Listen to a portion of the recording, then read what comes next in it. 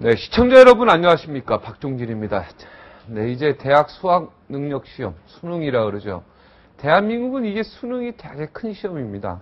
이게 이제 모두 끝났습니다. 오늘을 위해서 열심히 달려왔을 수험생 여러분, 그리고 학부모님들, 선생님들께 모두 제가 박수를 보내고 싶습니다. 그동안 참 고생 많으셨습니다. 특히 폐암 4기로 투병 중인 한 수험생이요. 시험을 치르는 투혼을 보면서 안타까움을 더했습니다. 담배를 많이 펴서 폐암 걸린 게 아니고요.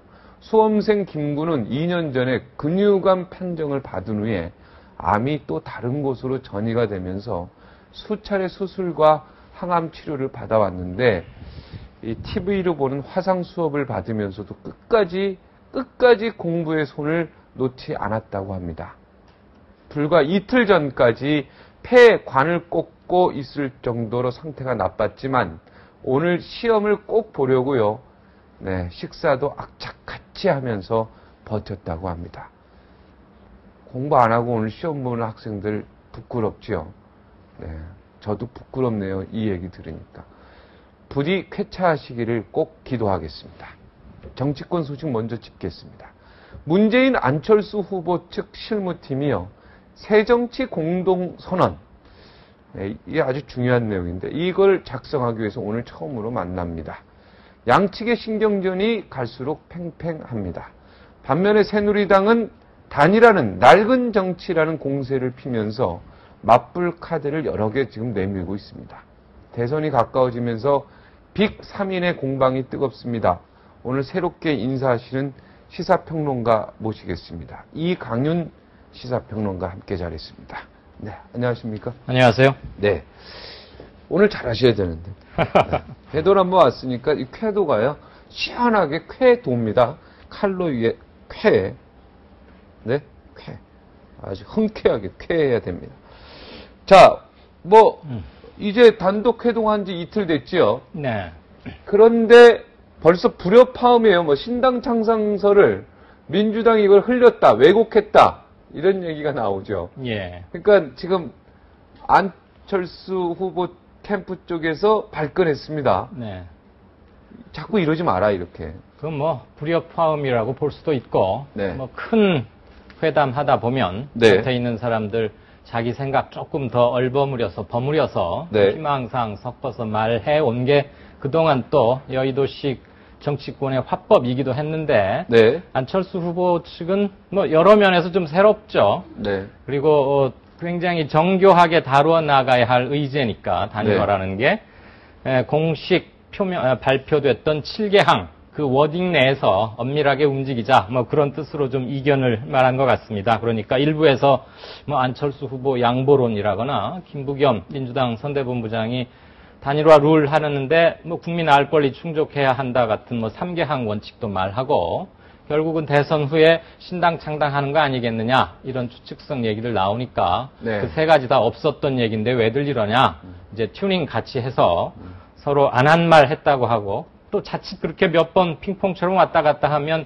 감정선 건드리게 돼 있는데 네. 지금 단일화 하겠다고 국민들한테 답안지 내겠다고 약속한 시한은 길어야 17, 8일 정도밖에 안 되는 거 아닙니까? 네. 후보 등록일 26일까지 내놔야 하니까 그렇다고 보면 감정선 건드려서 서로 상처나면 길어야 17, 8일 안에 숙제를 풀어야 하는데 감정의 그 상처 봉합하고 회복할 시간 별로 없잖아요. 그러니까 이제 서로 말 조심하자 이런 거겠죠. 민주당이 이렇게 막 감정선을 심하게 건드린 것 같지는 않은데. 네네.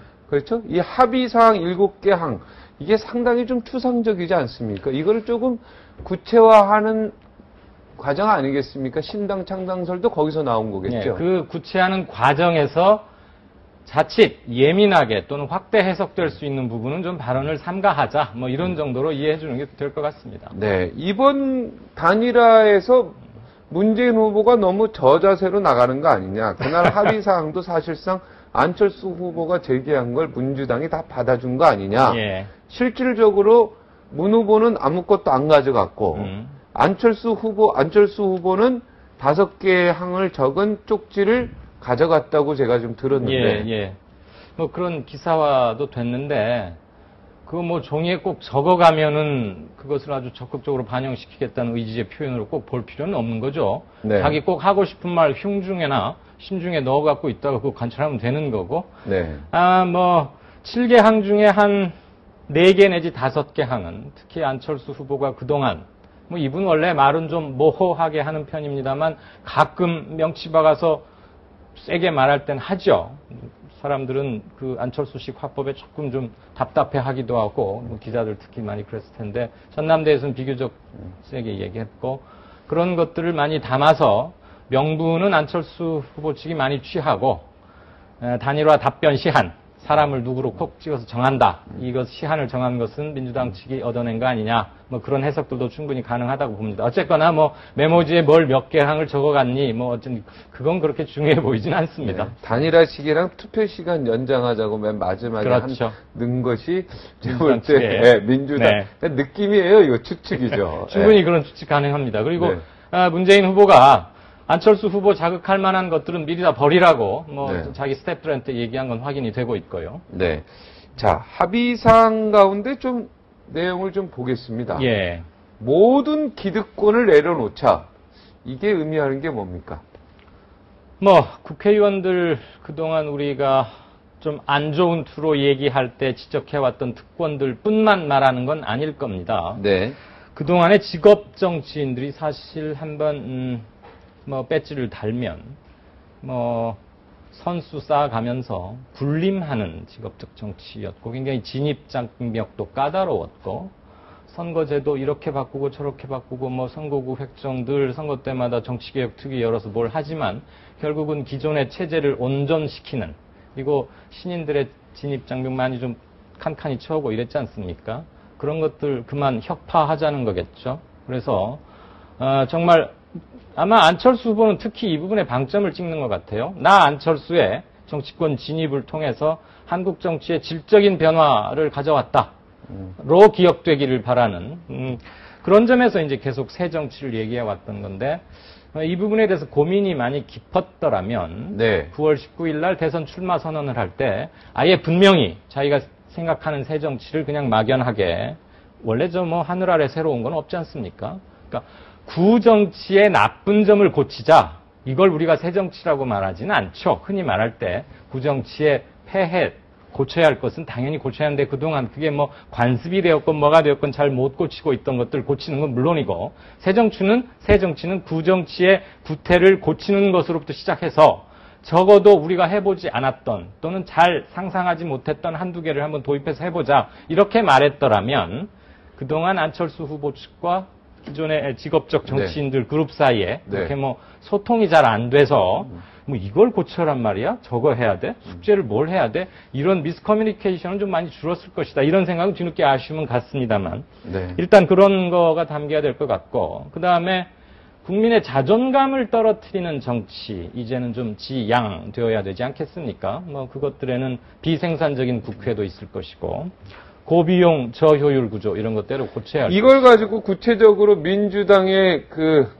두 분이 좀 물러나 줘야 된다는 그런 뜻으로 해석하시는 분들도 있었는데 네. 그런 건 아니겠죠? 그렇게 막 너무 그렇게 세밀하고 구체적인 이야기를 하는 건 아니겠죠? 그렇습니다. 그리고 인적 쇄신이라는 게 말이에요. 뭐를 잘못했을 때 책임을 묻고 그거에 대한 책임을 다하는 자세로 제가 이 직에서 내려오겠습니다라는 건데 물론 뭐 이해찬 대표 뭐 지금 뭐 언제 사퇴하느냐 이거 가지고 말들이 많은데 이해찬 대표 같은 경우에 지난 4.11 공천 과정에서 상당한 영향력을 행사한 것으로 알려져 있지 않습니까?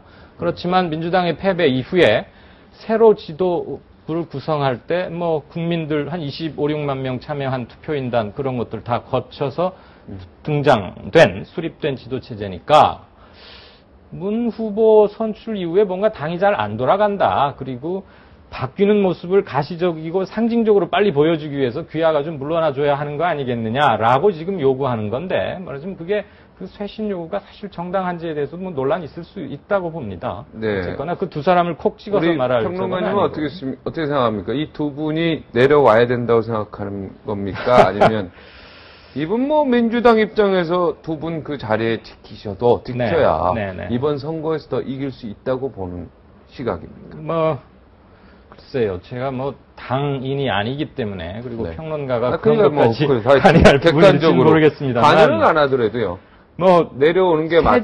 정치의- 민주당을 위해서 얘기하는 거예요. 새 정치에 유일하고도 분명한 장애물이었느냐 그 두 사람이 특히 한 대표가 네. 그랬다면 그 장애물을 치우는 게 맞겠지만 그 부분에 대해서는 논란이 있을 수 있겠죠. 그렇지만 원래 정치적이라는 게 법적 책임과는 좀 달라서 그 즈음에 사람들이 어떻게 생각하느냐 이른바 정서적 이펙트를 감안했을 때는 본인이 그만한 정치 경륜을 갖고 있고 그래서 자기가 뭔가 용퇴하는 모습을 보여주는 게 많은 부분에서 물꼬를 트게 한다면 명백한 책임은 아니더라 하더라도 뭐 그런 점에서 결단할 수야 있겠지만 뭐 법적 책임을 물을 그런 사안은 아니라고 보여집니다. 법적도 없고 뭐 특별히 책임질 건 없죠. 예, 사실 다만 좀 그냥 정서적으로 뭔가 좀 새로운 걸 원하는데 뭔가 좀 옛날 구정치인 같은 느낌 때문에 바로 그런 정서가 그러니까 뭐 반영이 되는 친노 거겠죠. 패권 그룹의 상징적 존재로서 뭔가 좀 모션을 취해 달라라는 것이겠죠. 네, 어차피 문재인 후보한테 좀 자유를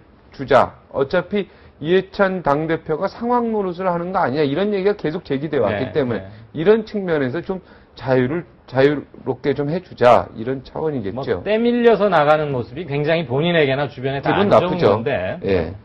자, 신당 창당설이요. 이 합의상 세 번째 내용 때문에 나옵니다. 네. 새누리당의 집권 연장에 반대하는 모든 세력을 하나로 만들자. 이게 어떻게 보면은 당 창당할 때 쓰는 멘트거든요. 이런 네. 게요. 그래서 이게 신당 창당설이 나온 거 아니겠습니까? 충분히 그렇게 해석될 여지 다분하고요. 이게 아마 12월 19일 대선 투표일까지는 합쳤을 때 어느 쪽으로 합쳐진든 간에 지지 이탈률을 최소화 일단 해야 되는 거 아니겠습니까? 네. 그것을 위한 최소한의 토대이자 안전장치 기능을 할 것이고 대선이 지나고 나면 네. 현재 지금 안 캠프 또는 안 그룹으로만 불리는 일군의 정치 집단 또는 세력들이 뭔가 정치 결사체의 형태를 띄워야 되는 거 아니겠습니까? 네. 그 과정에서 지금 단순한 인적 결합 두 사람 하자는 건 아니잖아요. 네. 10년 전에 노무현, 정몽준 합쳤는데 굉장히 이질적인 두 사람 합쳐서 상승 시너지 효과도 있었지만 가치와 철학이 명백히 달랐기 때문에 투표 바로 전날 밤에 뭐 파기되고 아주 단일화는 유야무야 됐는데 지금 그런 단일화 학습 효과도 있고 해서 그거보다 한 단계 더 진전된 단일화 하자는 것이니까 가치와 철학을 공유하는 세력으로서의 연합. 그러려면은 정치적 결사체가 뭐가 있겠습니까? 정당밖에 없는 것이죠. 가장 대중적인 그래서 신당 형태이기도 창당설이 하고. 나오는 네. 거 아니에요? 여기에 대한 해석. 그렇습니다. 신당 창당설도 신당 발음이 안 돼. 이게 되게 어렵네. 신당 창당도 네.